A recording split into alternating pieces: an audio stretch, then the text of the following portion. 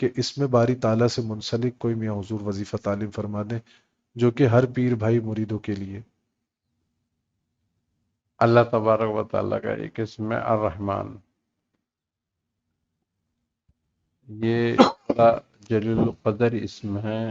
اگر کسی کو کوئی بھی حاجت، کوئی پریشانی، کوئی تنگی، کوئی رزق کی تنگی ہو، کوئی ویسے پریشانی ہو، کوئی دنیاوی پریشانی ہو،